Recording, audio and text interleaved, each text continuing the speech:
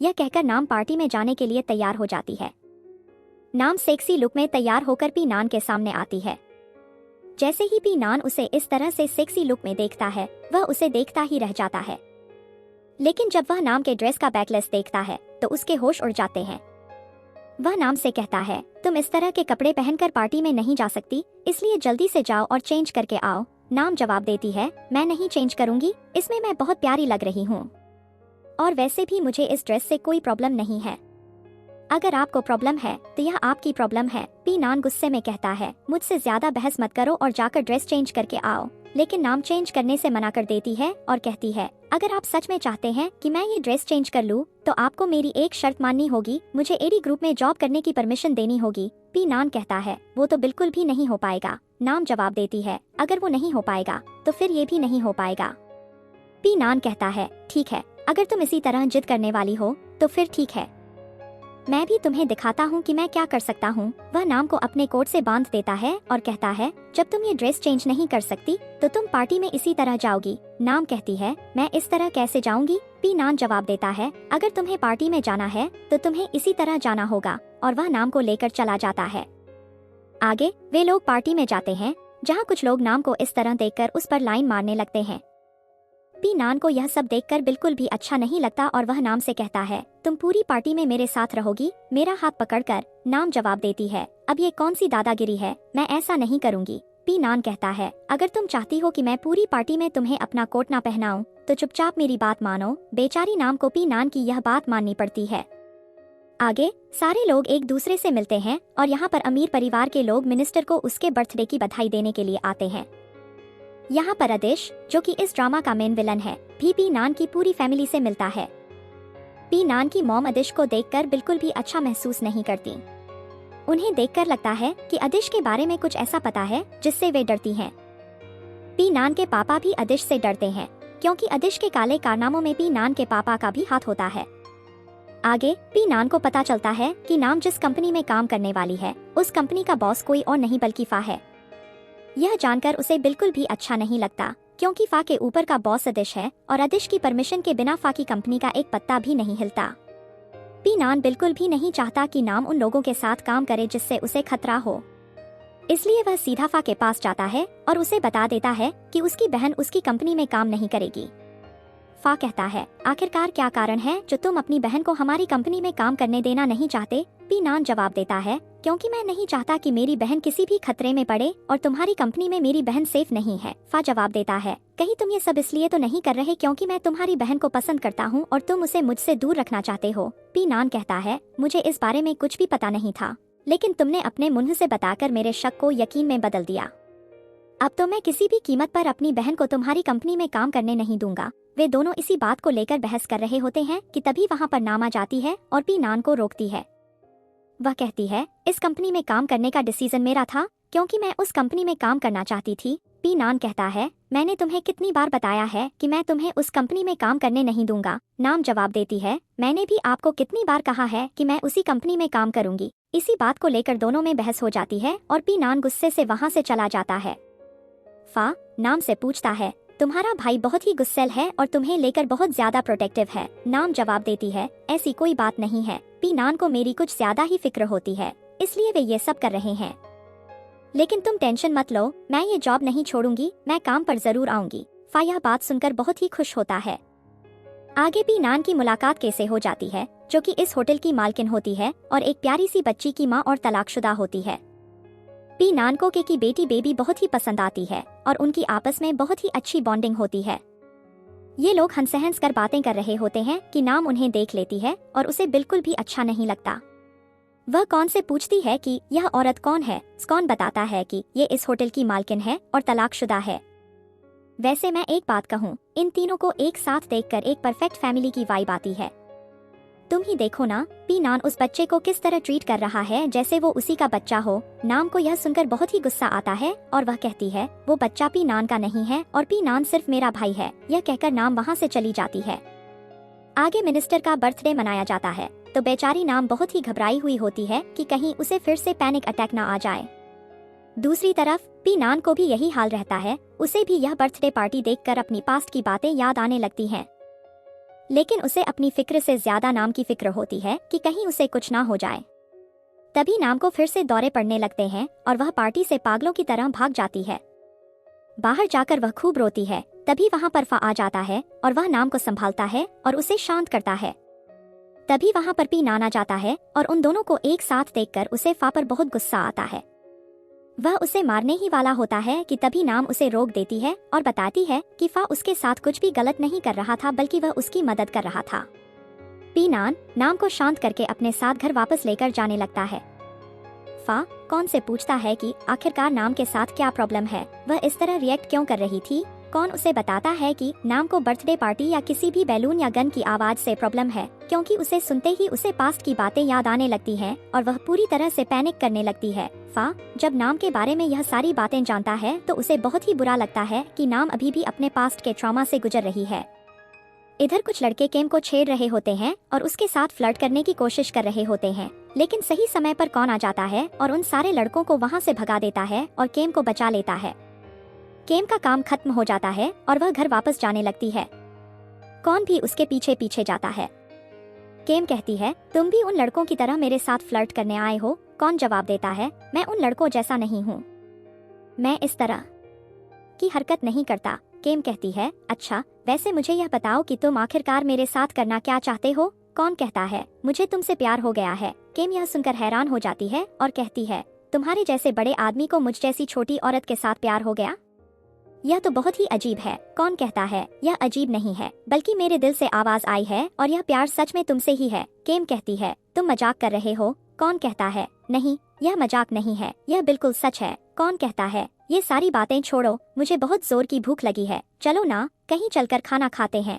केम कहती है, इसकी कोई जरूरत नहीं है। तो कौन जवाब देता है, इसकी कैसे जरूरत नहीं है। तुम भले ही मुझे अपना दोस्त ना मानो, पर मैं तो तुम्हें अपना दोस्त मानता हूँ और तुम्हारी सेफ्टी मेरी जिम्मेदारी है। और ऊपर से मुझे कसकर भूख भी लगी है। क्या तुम अपने दोस्त को इस तरह भूखा मरते हुए देख पाओगी। यहाँ पर कौन उसे इमोशनली ब्लैकमेल करने लगता है तो बेचारी केम को मजबूरन उसकी बात माननी पड़ती है। आगे वे लोग डिनर के लिए जाते हैं और यहाँ पर कौन को पता चलता है कि केम सच में बहुत ही मुश्किल हालातों से गुजर रही है। उसे पैसे कमाने के लिए बहुत सारी जॉब करनी पड़ रही है। कौन कहता है, अच्छे से खाओ ताकि तुम्हारे अंदर ताकत आ सके और तुम अच्छे से काम कर सको। और यहाँ पर इन दोनों की नोकझोंक होती रहती है। यहीं से इन दोनों के प्यार की शुरुआत होती है जो आगे चलकर परवान चढ़ने वाली है। दूसरी तरफ पी नाम से कहता है, तुम ठीक हो ना। तो नाम कहती है, मैं ठीक हूँ। आप बताओ, आप ठीक हो ना। मुझे पता है आपको भी इन सब का ट्रॉमा है, लेकिन आप मेरे सामने स्ट्रॉन्ग बनने की कोशिश करते हो ताकि मैं स्ट्रॉन्ग बनी रहूं। आपको मेरे सामने ये सब प्रिटेंड करने की कोई जरूरत नहीं है। आप मेरे सामने अपना दिल खोलकर रख सकते हैं। वो ये कहकर उन्हें गले लगा लेती है। आगे वो दोनों गले लगकर जब एक दूसरे को देखते हैं तो इन दोनों के बीच फीलिंग्स पैदा होने लगती हैं। पी नाम को किस करने ही वाला होता है कि तभी नाम को फा का कॉल आ जाता है और इन दोनों की किस अधूरी रह जाती है। पी जैसे ही फा का कॉल देखता है उसे तो मिर्गी का दौरा पड़ जाता है और वो नाम को कॉल उठाने से मना करता है, पर नाम फोन उठा लेती है और फा से अच्छे से बात करती है। पी को ये सब देखकर बिल्कुल भी अच्छा नहीं लगता और वो उन दोनों की बातों में टांग अड़ाने लगता है। तो नाम पी को चुप कराती है और फा से अच्छे से बात करती है। आगे पी नाम पर बहुत ही गुस्सा करता है और उसे कहता है कि चाहे कुछ भी हो जाए वो उसे उस कंपनी में काम करने नहीं देगा। तो नाम भी कहती है, अब भी चाहे जो भी कर लीजिए, मैं तो उस कंपनी में काम करके ही रहूंगी। और यहाँ पर फिर से इन दोनों में लड़ाई हो जाती है। दूसरी तरफ बेचारा फा नाम को अपनी दुल्हन बनाने के सपने देख रहा होता है, पर उसके रास्ते का सबसे बड़ा पत्थर उसके प्यार का भाई होता है जो अपनी बहन के लिए बहुत ही पजेसिव है और वो किसी भी कीमत पर उसे फा के करीब आने नहीं देगा। फा पी के बैकग्राउंड के बारे में पता लगाता है ताकि वो उसे हैंडल कर सके और दूसरी तरफ पी फा के बारे में पता लगाता है ताकि वो उसे अपने रास्ते से हटा सके। यहाँ पर दोनों प्रतियोगी एक दूसरे के बारे में जांच पड़ताल करने लगते हैं।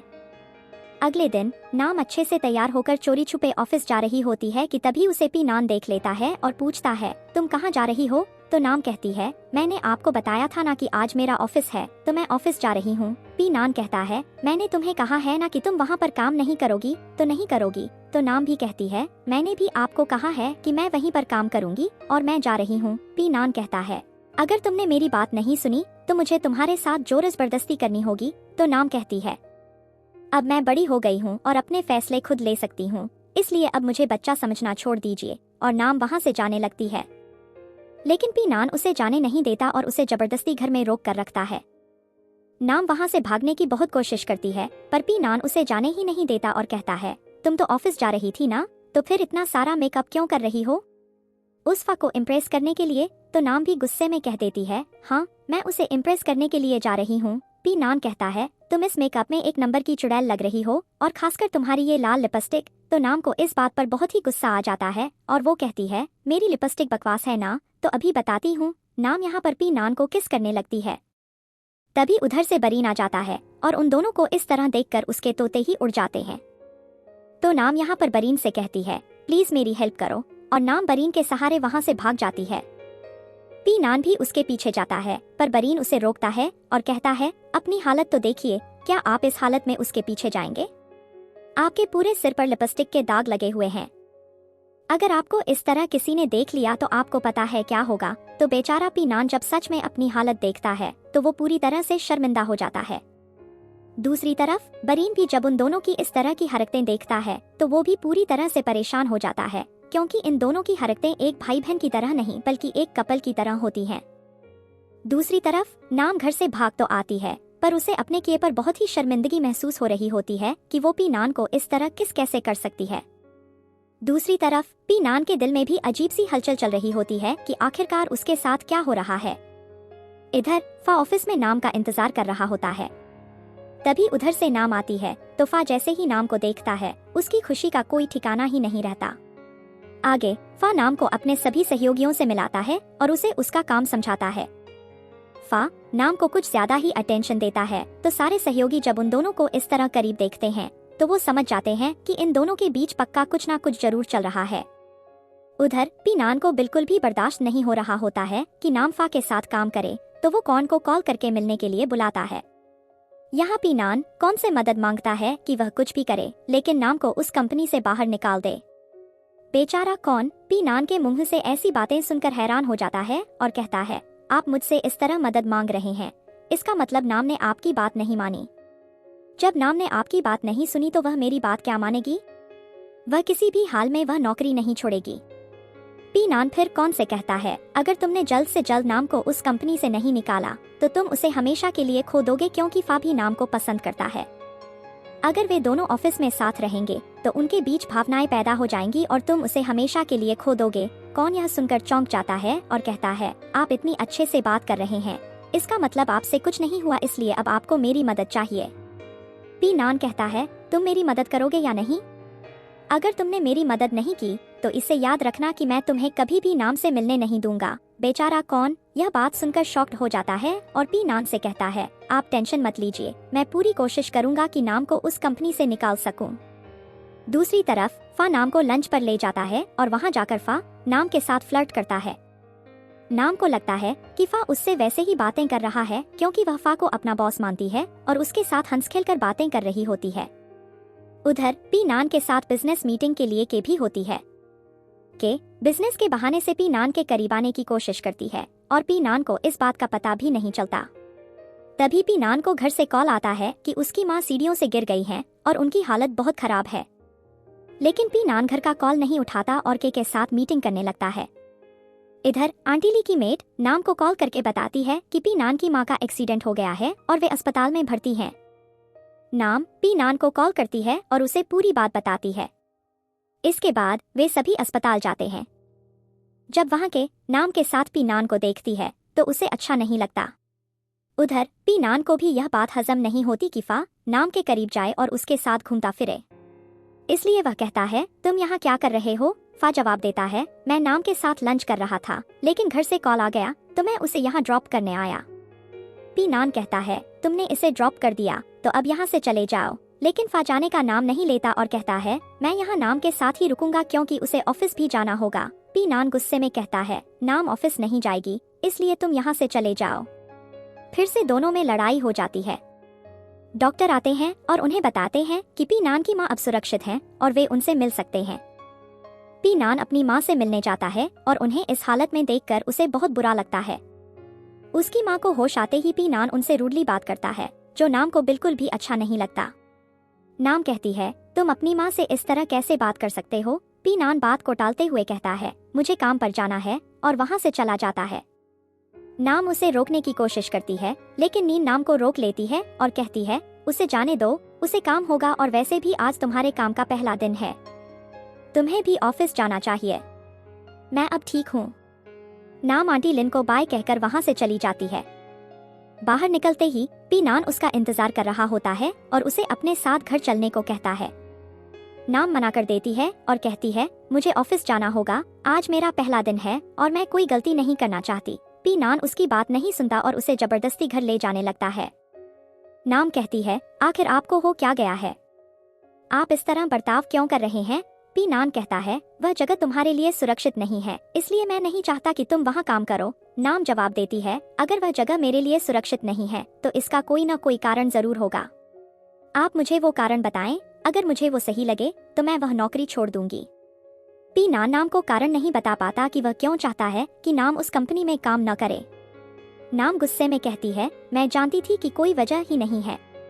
आप सिर्फ अपनी जिद पूरी करने के लिए मुझसे नौकरी छोड़ने को कह रहे हैं, लेकिन मैं आपको बता दूं कि मैं वह नौकरी नहीं छोड़ूंगी। मैं अब बड़ी हो गई हूँ और अपने फैसले खुद ले सकती हूँ। आपको मेरे फैसलों में दखल देने का कोई हक नहीं है। मैं अब बच्ची नहीं रही, मुझे सही और गलत में फर्क करना आता है।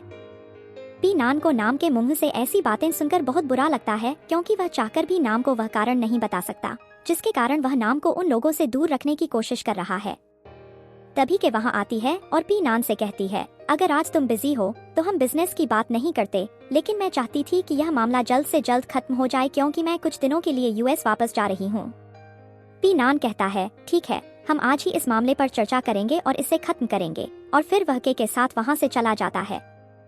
नाम को उन दोनों का करीबी आना बिल्कुल भी पसंद नहीं आता, क्योंकि नाम को लगता है कि के जानबूझकर पी नान को अपनी तरफ अट्रैक्ट करने की कोशिश कर रही है ताकि वो उसे पा सके। आगे के अपनी बेटी के साथ पी नान के साथ मीटिंग करती है, पर यह मीटिंग एक बहाना होता है। वह तो पी नान के साथ समय बिताना चाहती है। पी नान जब बेबी को आइसक्रीम खाते हुए देखता है तो उसे अपनी और नाम की बचपन की बातें याद आती हैं, क्योंकि नाम जब भी स्ट्रेस में होती थी या उसे गुस्सा आता था तो वह हमेशा आइसक्रीम खाकर अपने आप को शांत करती थी। पी नान नाम की ही बातों को याद करके मुस्कुराता है। के कहती है, तुम अपनी बहन के बहुत ही करीब हो ना, इसलिए तुम उसकी इतनी फिक्र करते हो। पी नान कहता है, मैं उसके बहुत ही करीब हूँ और मैं उसे अपने आप से दूर नहीं जाने दे सकता। दूसरी तरफ कौन पी नान के कहने पर नाम को समझाता है कि वह ये जॉब छोड़ दे, पर नाम का ध्यान बिल्कुल भी कौन की बातों पर नहीं होता, क्योंकि उसके दिमाग में तो के और पी नान की ही बातें चल रही होती हैं। वह सीधा कौन से कहती है, क्या तुम मुझे के बारे में बता सकते हो कि वह किस प्रकार की औरत है? कौन कहता है, तुम्हें उस औरत के बारे में इतना क्यों जानना है? नाम कहती है, क्योंकि वह औरत पी नान के कुछ ज्यादा ही करीब जाने की कोशिश कर रही है और उसे देखकर लग रहा है कि वह पी नान को पटाने की कोशिश कर रही है। कौन कहता है, तुम चाहती हो कि मैं उस औरत की जासूसी करूं, जैसे तुम्हारे भाई ने मुझे तुम्हारी जासूसी करने को कहा था। और यहाँ पर कौन अपने मुंह से ही सारी सच्चाई उगल देता है, जिससे नाम का गुस्सा 7वें आसमान पर पहुंच जाता है और वह कौन को मार मार कर वहां से भगा देती है। आगे कौन कहीं जा रहा होता है कि तभी वह पी नान और के को एक साथ देख लेता है, जो एक हैप्पी फैमिली की तरह एक दूसरे के साथ चिपके हुए होते हैं। कौन उन लोगों की फोटो क्लिक करके नाम को भेज देता है और वह ये सारा कारनामा करके बहुत ही खुश हो रहा होता है। तभी वहां पर पी नान उसे देख लेता है। जैसे ही कौन पी नान को अपने सामने देखता है, उसकी तो बोलती ही बंद हो जाती है।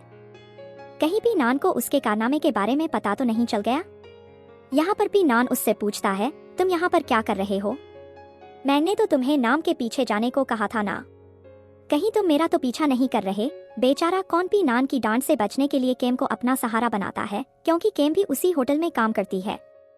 और वह कहता है, मैं इससे मिलने के लिए आया था, और कौन बहाना बनाकर वहां से निकल जाता है। आगे केम पूछती है, यह सब क्या चल रहा था? तो कौन उसे पूरी बात बता देता है और केम से के बारे में पूछता है।